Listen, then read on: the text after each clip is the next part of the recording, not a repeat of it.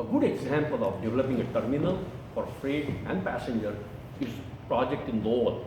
Okay, I'm going to give you some local examples because these global projects are too big, too much money, not in millions but in billions, right? But I just want to show you what's going on in the world too, right? So you get the feel of it.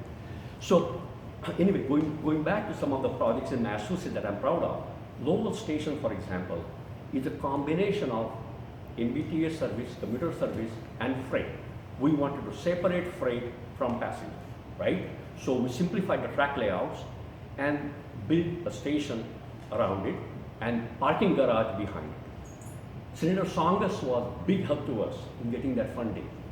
They built the first urban national park in Lowell, right? Compared two cities side by side, Lowell and Lawrence, right? I won't use the word to describe Lawrence, but Lowell has gone way far ahead.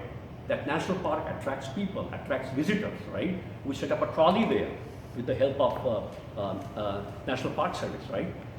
Again, you've got to have local initiative. You have that in Karen and your members of the board and community here. But it's a great opportunity you had here to rebuild this line. And your connectivity to New York is very important. Boston, yes, but Boston is not your focal point. Your focal point is New York right now, right? You get that done. Hopefully, Commonwealth will rebuild a line from Albany from Springfield to Boston, right? CSX is going to give it up. And so that is an important project that will happen down the line. But this project is very good. It's doable. To go from class 2 to class 4 is not that difficult, right? But the biggest problem you have is the rail is over 90 years old. And that needs to be replaced. No matter what I talk, right? That you have to have basic components in a good shape. So the line can have a life next 50 years, right? So going back to Lowell, that terminal there, right, accommodates freight and passenger. We straightened out the mess that was there in the old tracks, right? Okay. We worked with the transit authority there. It's a lovely facility, right? I'm proud of it. You have to beg for money to the feds. Nobody gives it to you. You have to have that local drive to get that happen. And you have that talent here. But let's make it happen now. Don't let too much time go by because then the energy starts going down. In Lowell, there is opportunity nearby to build housing. Young people who don't want to have cars but want to work in Boston, right? They should be able to live nearby, walk to the train station. That's the model England has. In England, there are commuters who are taking the trains everywhere. Small, what I call the villages like this, right? And taking the smaller trains that are what I call the DMUs and EMUs, there are different types of trains, right, that we can adopt here.